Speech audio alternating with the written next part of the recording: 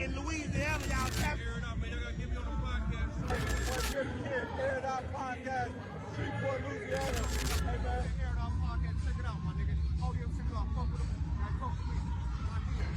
Yo, what's up? This is your main man, Slink Johnson, tapping in with you one time for the one time. And right now, you watching the Air It Out podcast, man.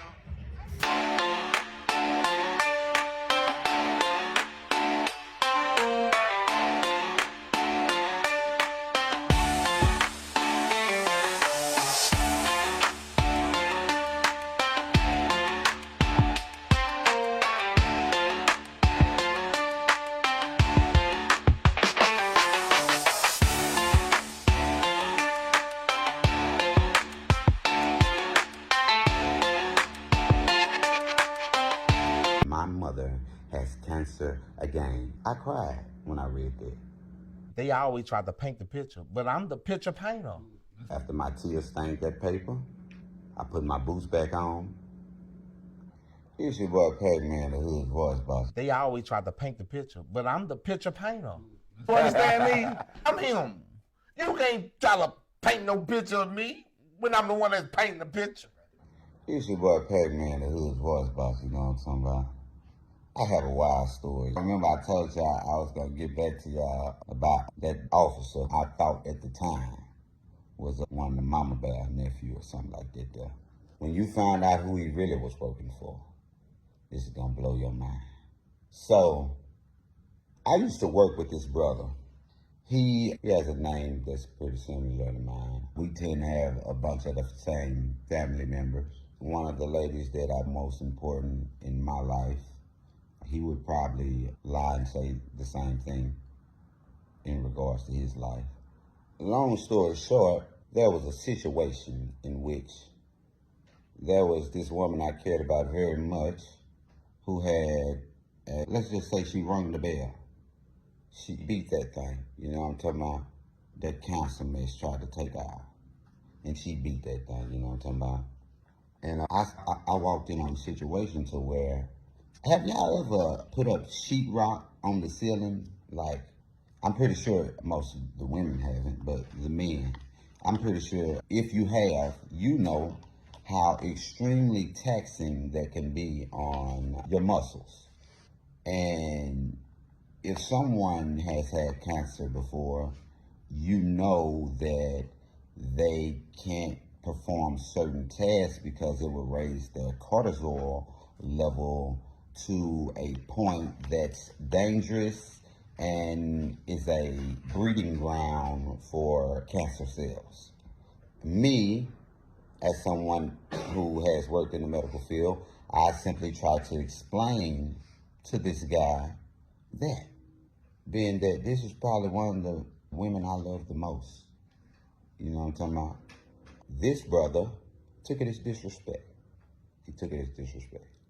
I talked to some of my family members. They may or may not be some of his family members too. And I talked to this lady, and I think she cared about this brother too. I think she cared about this guy too. And basically, they was like, you know, just apologize so y'all can rekindle y'all relationship. I'm telling them, I have no issue with this brother. We can talk anytime because he hasn't done anything to me. I just didn't like what he was doing with her. I told him that if I were to see that again, I would take a strong disliking to it. I told them, the ladies, that I would try that. I couldn't apologize for saying what I said because I meant what I said. If I saw it again, it would bother me. But I would apologize for how it made him feel. So when it was time to apologize, I was cutting the grass. Y'all might have seen me on the story cutting the grass. You know what I'm talking about? When I was calling myself the comeback kid like Joe Biden, you know what I'm talking about? I took a break and I started to apologize to him. And then I thought to myself, I said, nah, I ain't finna feed this beast. You're dead wrong in what you're doing. You have somebody that is battling for their life right now, and we know we're gonna win the battle because that's what we do. You know what I'm talking about? So we ain't tripping on that. We know that. But still, all the support should be behind her. This shouldn't be about me. This shouldn't be about the whatever his name is. This shouldn't be about nobody but this lady. Making her feel comfortable, making her feel at ease, filling her with joyous and happy moments and reasons to smile and reasons to laugh. And what you're doing is taking a situation, and I believe there's maybe undiagnosed mania there, but let's say that's not the case, which I strongly believe it is. You're making this about you, and you're involving her when I'm a grown man, and not only did she not say anything, she can't make me say anything, right? And the reason I strongly about not apologizing is because of what's going on at this very moment. And I will have a real problem with seeing that. I'm sorry, I will. It hurt me. So I can't apologize and then you think it's okay to do, and then I see it and have a problem. Like, that don't make sense. So let's go back to the day I was cutting the grass, y'all. So I'm done with the break. I didn't let him know how I feel. And I told him, hey, man, get off the boo-boo, man. Stop making this about yourself, man. Let's do the right thing. You know what I'm talking about? And be the men that we should be, the responsible adults that we should be for her at this point in time. I guess that wasn't good enough. So while I'm cutting the grass, I see this officer blocking. Now, mind you, that don't bother me because, shit, I'm cool with the police. Like, I see police all the time. Hey, man, a lot of times they, what's up, Robert? What's up, officer, whoever it is. You know what I'm talking about? Whichever officer it is. Sometimes I know them by name, sometimes I don't. So I don't be tripping on no police. You know what I'm talking about? I'm out there talking to my mom on the phone at the time. I'm talking to her on the phone at the time. We're just chatting. So when I do get off the phone and I put all my equipment up, I pull off. I'm going, let's say if I'm going west, the police officer is going south, right? On the crossing street. There's a car on side of me, and there's a car behind me. It's also another police car behind him. Okay, so look, so I'm turning right, he's turning left. I look at him to speak. I see he wouldn't make eye contact. I was on the phone with my cousin at this point. I said, cousin, I think I'm finna go to jail. So look, I'm jokingly though, but I see the police hitting a U-turn. Now mind you, he's still not behind me because there's a car behind me. And I see the police officer behind him hit a U-turn. Then I hear, whoop! So I pull on over, even though he's not behind me. You gotta remember this, he's not behind me. I pull on over because I kind of figured it was for me though. I got my lawnmower in the trunk. I hop out, I close the door. He said, get back in the car. I get back in the car. His partner come to the passenger side and say, give me your phone. I say, what? Nigga, no. He say, you're under arrest. He comes around the car to the other side, put me in handcuffs. Long story short, asked me, did I have any firearm, contraband, any of that? I say, yes, I have a firearm. I have a Glock, such and such.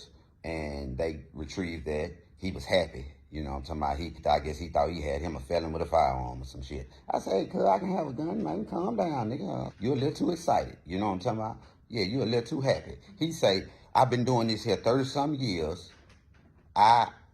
He said, I've been doing this 30-some years. I know when somebody is up to no good. He said, you're too nervous. I said, I'm not nervous. I said, I'm not nervous. You see me shaking because I just finished cutting the yard. I had a lawnmower and a weed eater, and I have the trembles for long periods of time, period, point blank period. He was convinced that I had some shit. So He's not searching my car because I didn't give him permission, but he's searching my car. I'm like, nigga, I don't crime. I don't know what you doing all that there for, because nigga, I don't crime. I'm like, they done took my clothes down, pulled my pants down and shit. I don't be having on no drawers. So they searching in my other pants, you know what I'm talking about?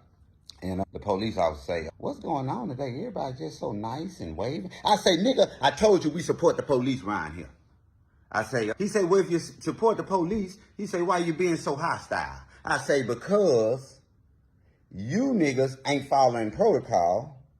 And on top of that, why is you even in pull me over? I don't even know why I'm pulled over right now. You know what I'm talking about? And I'm under arrest. You see what I'm saying? I ain't even heard that I got the right to remain silent. That's why I'm steady talking. You know what I'm talking about? So they go put me in the car. I ain't gonna lie, I was one of the best of detainees. Somehow, after I asked them to get a supervisor out there, I'm still not sure it was a real supervisor neither, I ain't gonna lie, because when he came to the car, first thing he said was, these ain't no dirty cops. I say, whoa. I ain't said nothing about no dirty cops. Who said somebody was dirty cops? I think these fine young gentlemen. But, speaking of dirty cops, they ain't told me why I'm under arrest yet. So when I said that, he and his partners, they went around my car, circling my car, I guess trying to find reasons to provide some type of probable cause for the stop. But what you don't know, I got Texas plates. And if you got Texas plates, you don't need an inspection sticker. So he tried to say my inspection sticker, but I don't need an inspection sticker. I got Texas plates. My city is registered in Texas. Long story short, my mother comes. They allow her to get the vehicle. I think the officer vehemently, even though I called him a little hell at the beginning. All right, sorry about that, but yeah. So, I thanked them vehemently. But I was kind of frustrated because I'm like, man, you could have gave me a ticket, brother. You ain't have to make me spend a night in the cell blocks. But, he doing his job, I guess. But I was trying to see who you're working for, though. Because I saw you sit around and block all those times while I was cutting the yard. Because it's a pretty big yard. Take a little time. Anyway, I remember the name. I ain't got nine cool. Shout out to that officer. We cool, homie. Appreciate you, brother. And when I say brother, it was 3 white officers. But I knew they was full of shit because I told them to tell Bordelon they were taking me to jail. Not that he was going to do anything, but I just want them to tell them, and they act like they ain't know who Bordelon was. I say, how the hell you don't know who Bordelon is? Bordelon on TV talking every damn day. And I always see him when the rookies graduate. But that's neither here nor there. So look, come to find out, the officer who initiated contact is the same officer who's on this little paper I read. That's what I'm gonna describe it. And on the paper I read, there's this guy. It's kind of funny because he kind of look like me too. It's crazy. But there's this guy. He's kind of like describing my life, although he's never really been around me in my life. You get what I'm saying? Like, I've done some work. I've probably done some work for him here and there. I was highly underpaid. But, sometimes I do things like that because I like helping people. There was a time when we were at work and my car would not crank and I needed to go to another meeting. And I had cables or whatever, you know what I'm saying? And the guy would not, although I don't know what the reason was, but he wouldn't give me the jump, right? Two steps away from me, wouldn't give me the jump. So I had to call my mother from across town to stop what she was doing just to come and give me a boost off. She did so, and then I went on to my meeting. We saw each other several times after that. But I told him from that point, I just couldn't work for a person like that because I just didn't understand the sense in it, right? But let's go back to this description of my life. When describing my life, the brother says that I can't keep a job. Well, newsflash,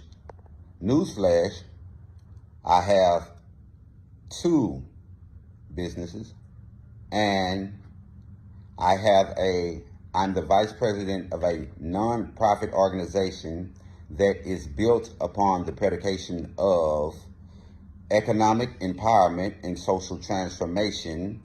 So we teach financial literacy and financial stability, and we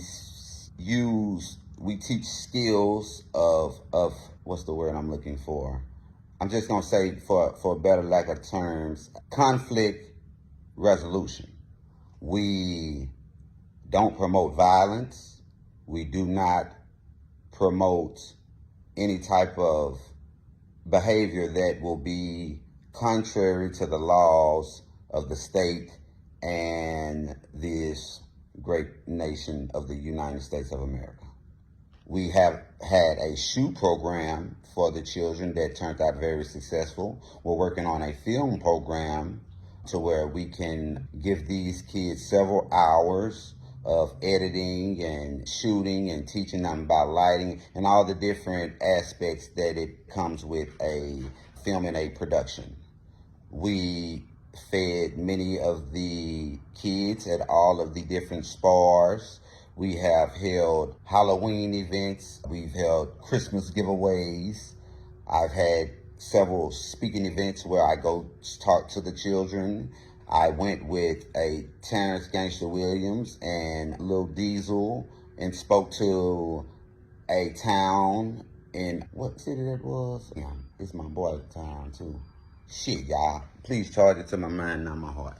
Nah, I wasn't negative. But anyway, what had happened was a situation happened down there, a violent situation. So we went down there to speak to the kids, to try to motivate them to stay the course, because we know what that leads to. We know that leads to all type of turmoil and heavy hearts and black hearts and hearts full of burden, disparity. So when I finish describing what this paper says, you're going to know that this was an individual set out to defame and malign my character. And God must got something really good in store for me, because I'm not understanding what's all of this is coming from. Where are all of these attacks coming from? But I do know that when I was reading the Bible, somewhere it said, peace, be still. So I'm just going to be still and let God do whatever it is he's doing. But peep this. When I read the paper, it says, this is a guy who just wants to be in the street life. I haven't been in the streets probably 6 years now. He says that this is a guy who can't keep a job. Yeah, no need to keep a job. I employ people. He says that, and I have partnerships with whatever product you can think of, just think of one. Jordan, Reebok, Sheen, any of them. You can think of any of them. My media company is in partnership with every last one of them of my choosing when I want to. And I get commission off of every sale. Because he don't understand that I'm not a worker, brother. I'm the boss. But anyway, let me get off of that. He says that I'm always asking for stuff. Something for the car or some money or something like that. Since I've been 18 years old, I have not asked this brother for a penny. First off, when I was 18, I was working at GM. When I left GM, I went to the military. I was not even living in Shreveport. About a year or two then, I moved back. Wasn't really in contact with him then. I ended up moving to St. Louis to help my mother the first time she got cancer, because I know sacrifice and I know love, because she showed me love. She showed me unconditional love. So I know what that is. I know what that's like. Some people don't. That's why they would write a paper as such. When I did come back, when I did meet with the guy, we would do a little work together here. Like I say, I was really being exploited, but I didn't mind, because the time, I wanted some of that time. Because, when I was growing up, playing football, running track, and things like that. Those were, this brother was missing in the seats. You dig what I'm talking about? When I would get my academic recognitions, never seen him in the seats. So, you know, I tried to say, I got a son named Riley J too, by the way. What my advice was, you know, invest that energy there. Invest that energy in Riley J. He could use it, right? By the way, this brother says that basically I am living off of. I'm just gonna leave it there because I don't want to implicate people who don't need to be implicated. I'd say my baby mother is on this social media. I talked to her yesterday. I think it was her, and I don't know if it was her boyfriend or her brother. Either way, you know, me and her, we are very responsible when it comes to co-parenting. Ask her, do she ask me for anything and I don't give it? One time, ask her. If Riley needs it, Riley gets it, right? And I'm gonna give you an even better one. When the summer come, Riley is with me. He's riding around in the car with me, sleeping in the house with me, talking next to me, sneaking videos of me, eating my food and shit. And I don't mind. I love every minute of it. He liked to be with Tatiana. He liked to be around her and I guess harass her a lot. And I don't mind that neither. So, what else was on this paper? The brother said that he said I have no respect for him. Well, up until I read this paper, I had plenty of respect for him. Last time I heard him on the phone, he was talking bad to a certain lady then, and was talking kind of not too gracious about me. And all I said was, hey, such and such. I spoke, you know, because I have no ill will towards him. I'm not against him. I just didn't like a behavior that he did at one point in time. He hung up the phone right then and there. When I spoke, he hung up the phone. So I must agree, yeah, the respect is not there, but I don't disrespect him. But the respect is not there. I agree with him there. That's a fact that he made. That's probably the only truth that he told. In the paper, it says something about, I was angry because I got put off of a work site. Well, after that work site that he's speaking of, I've cut grass for him. Well, mainly that was it, really. I was just doing pretty much yard work. I was doing yard work for him. I was doing yard work for another brother out there by, and kind of like by the, not the OMB, the DMV. Out there by the DMV. I was doing work, you know, to help out there several times after this work site. So that most definitely couldn't be the reason I was mad. First off, I wasn't mad. When I wake up, I don't think about that. When I wake up, I think about the meetings I gotta make. I think about the grass I gotta cut. I think about the content that I need to edit, produce, and put out.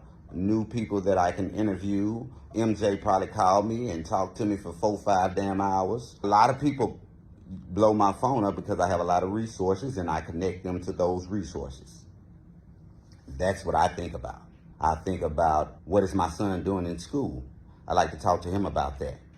I like to talk to my son about what's going on in his life so I can give him game that I wasn't given.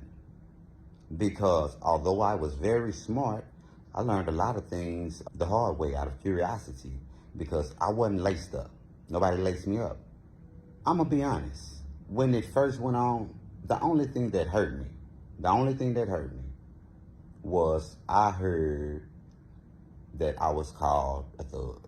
And whether I ever shown thug tendencies or not, that brother never saw it. I only displayed a respectful, studious quiet son to him. As I got older, and not son, this ain't, I'm used the wrong word, I apologize. I'm gonna say student to him. As I got older, I started to push back on some of the manipulative tactics that he would use to exploit work from me. And that's where the clash really drew. Because although he would pretend anybody would love to come work for him, nobody wants to work with him, which is what caused the situation in the first place to why I witnessed what I witnessed and I had to say what I had to say. But my thing is this, and I'll never understand this. When you see me out here doing nothing but pushing peace and pushing positivity, I'm doing things the right way. I'm not out here robbing nobody. I'm not out here jacking nobody. I'm not out here selling drugs to nobody. I'm not out here being violent. I'm not out here stealing. Not only that, I'm providing opportunity for those who are in some of those harsh like conditions to try to elevate them to a point where they don't have to be stuck in this element. Because it is real war going on in Shreveport. I'm not a part of it. I'm not a part of the war. In fact, I talk to people on different sides of the war, and I try to motivate them to cease where it can be. That's the type of thing I do. For you to see that and decide at a time when I just found out some of the most devastating news in my life, that my mother has cancer again, I was scared. I was extremely scared, because that's my mother. That's the only mother I get. That's the only mother I'm gonna ever get, and I won't get another. And it weighed on me, some of the actions that were taking place, and I may have said some choice words that I shouldn't have. But for you to take that and go on the record about someone that you claim to love and lie, because this is lies. These are lies. These are all lies. I can show you my bank account, damn it. That shit he talking about, yeah, that's foolishness. And I can show you where the money comes from. So this ain't just no tax thing, you know what I'm talking about? And ain't nothing wrong with it if you get taxes. I ain't hating on none of that. You work for it, damn it. They took it out your check. You supposed to get it. You know what I'm talking about? Yeah, so I ain't hating on no nigga that get taxes neither. You supposed to do, yeah, do your thing with that. But this ain't tax money here. This is entrepreneurship. And for him to try to tear down something that I know he can't even begin to understand, where the love at, brother? The love. Because I forgave the times when I was waiting at that door and nobody showed up. I forgave the times I was at those games, and I knew my mother had to work 2 jobs, 3 jobs. I knew she wasn't gonna be there. I forgave not seeing nobody in those seats. I'm not gonna say nobody, because my Amy would show up. When my mother could be there, she was there. Snow. It was so serious. Snow would call himself, and I know this kind of fucked up because he ain't number like 5 years older than me, but he would call himself my pops. And this ain't about him. This just this satirical. Yeah. This satirical here. But yeah, he would actually call himself that until we got grown, and I had to tell Snow, I'm like, hey kid, now we too grown for you to be calling yourself my damn daddy now. I'm a grown man too now. And see, I'm gonna tell you, he was so invested in me that it hurt, but it made him happy, because he knew his little cousin wasn't no bitch ass nigga. So yeah, it was bittersweet, that moment right there. I looked him in his eyes, I remember. This is where it kills me. I said it twice. This is my 3rd time saying it. My mother has just been diagnosed with cancer for the 2nd time. She don't want no discourse with no party. No party. She don't want to hear nothing negative coming from me. She don't want to hear nothing negative coming from somebody else. She don't want to be around none of that negativity. And she got that right. She shouldn't have to. There's no reason why the men who claim to love her the most shouldn't be able to put their differences to the side and make this about her. No reason. And I'm 33, and I understand this. I can't understand why everybody else can't. Yes, some people will say, well, Pat, well, why didn't you just apologize? Because I've been around the maniac. And when you feed a beast, they tend to throw their weight around more. And I'm just not going for it with my mama. I'm just not doing it. And I also understand if something was to go wrong, well, that ain't gonna do it no good neither. Because now I'm in a situation, or I'm, and either that person's in a situation, or either they, But either way, that don't do it no good. But every day I wake up, I don't think about that. I think about how to be better than I was yesterday, and how are we going to be more productive today. I think about this phone call I'm finna make to Theron Jackson, this phone call I'm finna make to Drayton Dunn, this phone call I'm finna make to Craig Lee. You see what I'm talking about? I think about this phone call I'm finna make to Leon Willer. You know what I'm talking about? I think about getting Stormy Gage Watts elected as mayor. You see what I'm talking about? I think about getting Tabitha Taylor elected as District 8 City Council member. You see what I'm talking about? Yeah. I got more important things than discourse to focus on. So when I get off of this video, the first phone call I'm going to make will be to my mother. And won't be to mention any of the things I've said on this video. It will be to be the same old silly Robert Bruchun that's going to make her laugh and smile and have a good day at work at the hospital. Because although she's facing what she's facing, she go to work every day and make sure that other people are well. Because that's her job. That's the mother I always knew. That's the mother that brought a little baby home when I was probably about 7, 8 years old, and said, this is your little brother, and you're going to treat him as such. And I did that. This is the mother that brought a little girl home who was deaf, and said, this is your little sister, and you're going to treat her as such. And I did that. This is the mother that anytime I had a situation, she was there. This is the mother when I got in trouble at school. It don't matter if I was right or wrong, I was wrong. This is the one that made sure I went to church.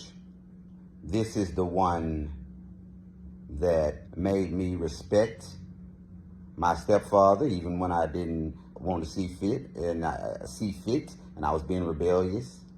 This is the mother whom was very strict, but I had to buck a little bit because I'm me. But she was very strict because she wanted the best for her son.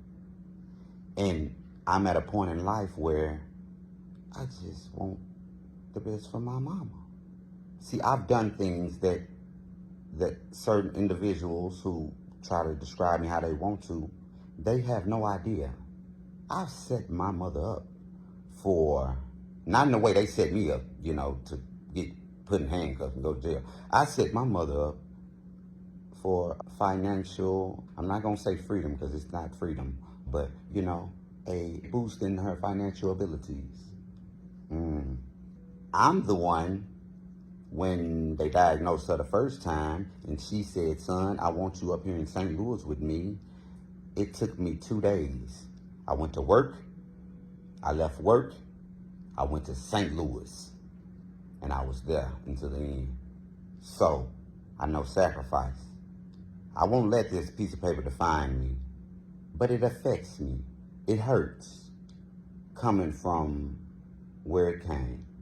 Although it's not true, although I know this is just that said person's insecurity speaking, because he never amounted to the level of impact that I have, it still hurt. Because sometimes from some people, you just want them to be proud. And it never happened. But I'm okay with that. Because when I talk to Riley, I'm his hero. And as long as I'm Riley's hero, that's enough for me. You know what I'm talking about? When I graduated basic training, my mother was there joyously. My grandmother was there as well. When I graduated from college, my mother was there joyously. My grandmother was there as well. When my grandfather passed, I saw him take his last breath on that ground. My mother was there. My grandmother was there. The people who have been there for me my entire life, they're here. I'm not missing out on anything, because this ain't nothing but some mess. But it just kind of, it shook me. I'm not going to lie. It shook me. The first time I heard this type of talk was happening, I tried to pay it no mind. When I sat and read it on the paper, and I read that this man thinks about me the way I thought he'd think of, the way that I thought he thought about me, I cried. And I'm a crybaby, I admit that. I cry when shit might don't even call for crying. But I cried when I read that. And as a soldier, after my tears stained that paper, I put my boots back on, I picked my gun back up, and I went back to work. Education is elevation. And I want y'all to have a great day. Yeah, tap in.